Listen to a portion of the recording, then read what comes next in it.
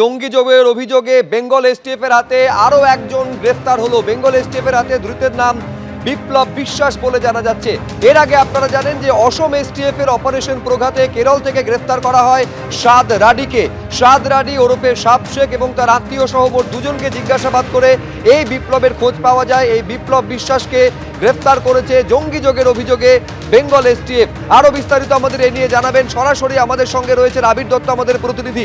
এই যে বিপ্লব বিশ্বাস, আবির, কোথা থেকে কি কারণে তাকে গ্রেফতার করলো পুলিশ?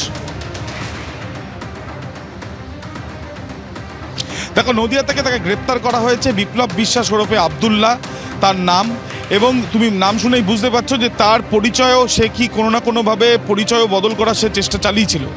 এই বিপ্লব বিশ্বাসকে নওদাতে যে মামলা করেছিল বা নওদাতে যে এফআইআর করেছিল বেঙ্গল এসটিএফ, যে এফআইআরে সাদ রাদি যাকে গ্রেপ্তার করেছিল অসম এসটিএফ, তার আত্মীয় সহ আরও একজনকে গ্রেপ্তার করেছিল বেঙ্গল এসটিএফের টিম। তারা দীর্ঘ তাদেরকে জিজ্ঞাসাবাদ হেফাজতে রাখার পরেও বেশ কিছু জায়গা থেকে তথ্য প্রমাণ সংগ্রহের প্রক্রিয়া চালিয়েছেন। মূলত তাদের জানার বিষয় ছিল তিনটে: কি করে নাম পরিচয় তারা বদল করে আইডি প্রুফ বানাচ্ছে, তাদের মূলত মোটিভ কি বা তাদের কি লক্ষ্য রয়েছে, তৃতীয়ত এই যে সাদ রাদি যে কেরল থেকে গ্রেপ্তার হয়েছে, যে বাংলাদেশের বাসিন্দা, তার এখানে আশ্রয়দাতাকে বা তার সঙ্গে কারা কারা ঘনিষ্ঠ হয়েছিল এবং কি পরিকল্পনা ছিল। এই বিষয়গুলো জানার জন্যই বিভিন্ন জায়গা থেকে তথ্য প্রমাণ সংগ্রহের প্রক্রিয়া চালিয়েছিল বেঙ্গল এসটিএফ।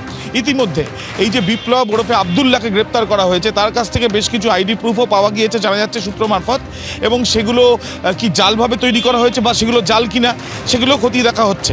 এবং তার সঙ্গে ধৃত দুজন যে এর আগে গ্রেপ্তার হয়েছিল, তাদের সঙ্গে এর যে ওতপ্রোতভাবে যোগ ছিল সেটাও কিন্তু এক প্রকার মনে করছেন তদন্তকারীরা।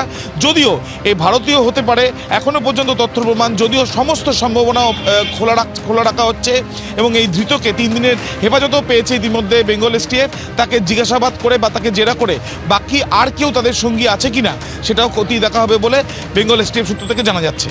রাজভবন অভিযান সফল করুন, এই মহাকুম্ভকে, অমৃত কুম্ভকে মৃত্যু কুম্ভ বললে কেন মমতা ব্যানার্জি জবাব দাও। হিন্দু বিরোধী সরকার, হিন্দু বিরোধী সরকার 44 বছর পরে হওয়া মহাকুম্ভকে আঘাত মানছি না, মানব না। আমাদের আস্থার উপর আঘাত মানছি না, মানব না। আমাদের আস্থার উপর আঘাত মানছি না, মানব না। হিন্দু বিরোধী সরকার আজকে রাজ্যপালের কাছে মুখ্যমন্ত্রীর বিরুদ্ধে ডেপুটেশনে যোগ দিন। কথা বলবো আমাদের প্রতিনিধি উজ্জ্বল মুখোপাধ্যায়ের সঙ্গে। একেবারে যে কটাক্ষ মুখ্যমন্ত্রী বিধানসভায় দাঁড়িয়ে বাজেট অধিবেশনের জবাবি ভাষণে বলেছিলেন, তার প্রতিবাদ শুভেন্দু অধিকারী এবং বিজেপি বিধায়করা করছেন। উজ্জ্বল, দেখো, সেটা হচ্ছে যে আজকে পরিকল্পনা ছিল যে বিজেপির বিধায়করা তারা বিধানসভা থেকে রাজ্যপালের রাজভবন পর্যন্ত তারা মিছিল নিয়ে যাবেন, এবং পার্থ যে ছবি দেখাচ্ছে, বৃষ্টির কারণে মিছিল বাতিল হলেও বিজেপি বিধায়করা তারা গাড়ি করে রাজভবন যাচ্ছেন শুভেন্দু অধিকারীর নেতৃত্বে। মূলত তিনটে তাদের দাবি। প্রথম দাবি হচ্ছে যে যেভাবে মহাকুম্ভকে মৃত কুম্ভ বলে বলেছেন মুখ্যমন্ত্রী মমতা বন্দ্যোপাধ্যায়, বিধানসভার কার্যবিবরণী থেকে সেই শব্দকে বাদ দিতে হবে।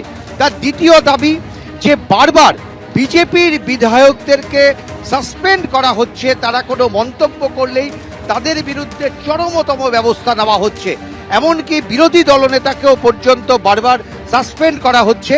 ফলে এর বিরুদ্ধে রাজ্যপালের হস্তক্ষেপ তারা দাবি করছেন। তৃতীয় তাদের দাবি যে এখানে এমন দুজন বিধায়ক তৃণমূল কংগ্রেসের আছেন যারা বৈধভাবে শপথ নেননি। সায়ন্তিকা বন্দ্যোপাধ্যায় সহ তৃণমূলের আরও একজন বিধায়ক শুভেন্দু অধিকারী দাবি করেছেন যে তারা নির্দিষ্ট নিয়ম মেনে তারা শপথ নেননি, ফলে তাদেরকে আবার নতুন করে শপথ নিতে হবে। মূলত এই তিনটে ইস্যুকে সামনে রেখে বিধানসভায় তারা কিছুক্ষণ বিক্ষোভ দেখান, এবং তারা সোজা রাজভবনে গেছেন রাজ্যপালের কাছে এই অভিযোগ জানাতে। এবং শুভেন্দু অধিকারীর দাবি যে বারবার তাকে টার্গেট করা হচ্ছে, বিরোধী দলনেতাকে টার্গেট করা হচ্ছে, যাতে তিনি বিধানসভায় মুখ খুলতে না পারেন, তিনি যাতে সরকারের বিরোধিতা করতে না পারেন, সেই কারণেই তাকে টার্গেট করে বারবার সাসপেন্ড করা হচ্ছে এবং 1 মাসের জন্য 30 দিনের জন্য তাকে সাসপেন্ড করা হয়েছে। ফলে তিনি চান যে রাজ্যপাল হস্তক্ষেপ করুন, তিনি কথা বলুন এবং মহাকুম্ভকে মৃত কুম্ভ বলা এই যে শব্দ সেটা কার্যবিবরণী থেকে বাদ দেওয়া হোক। বেশ।